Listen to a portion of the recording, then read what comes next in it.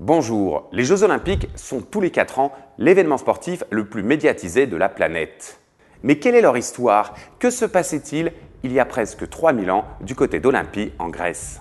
Les Jeux sont nés 8 siècles avant Jésus-Christ dans le sanctuaire religieux d'Olympie en Grèce. À cette époque, Olympie n'était pas une ville, mais un grand sanctuaire dédié à Zeus en l'honneur de qui se tenaient les Jeux.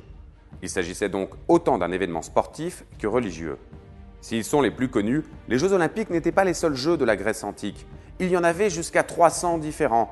Les plus importants étaient ceux d'Olympie et les Jeux ismiques en l'honneur de Poséidon, dieu de la mer, les Jeux pythiques en l'honneur d'Apollon et les Jeux néméens.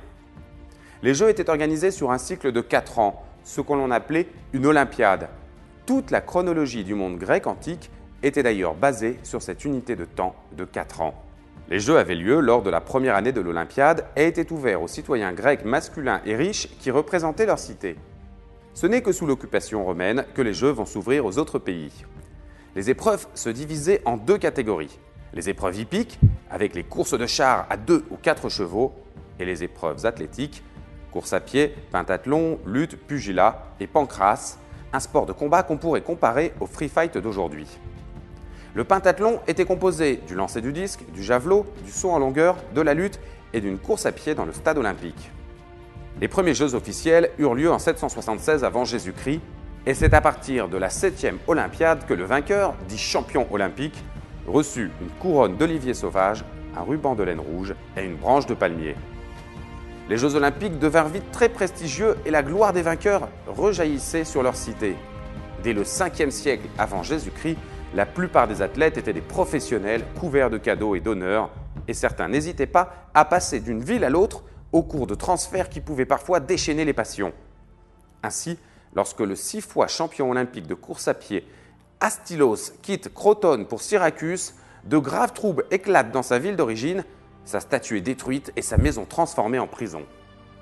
Au IVe siècle avant Jésus-Christ est rédigé le serment des Jeux olympiques, un serment en 14 points dans lequel on découvre que les femmes mariées ne devaient pas assister aux Jeux, que les Jeux n'étaient ouverts qu'aux citoyens de bonne moralité, qu'il était interdit de chercher à tuer ou intimider son adversaire, que toute tentative de corruption serait punie de coups de fouet et que les concurrents n'avaient pas le droit de se plaindre ni du public ni des juges.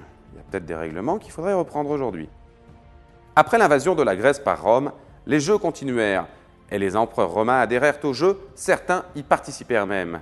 Mais la christianisation de l'Empire romain au IVe siècle eut malheureusement raison de cette tradition païenne et en 393, l'empereur Théodose Ier suit les conseils de l'évêque de Milan et fait interdire les Jeux.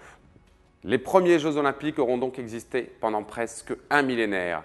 Il faudra ensuite attendre plus de 1500 ans pour qu'à la fin du XIXe siècle, le baron Pierre de Coubertin recrée les Jeux olympiques modernes. Mais ça, c'est une autre histoire.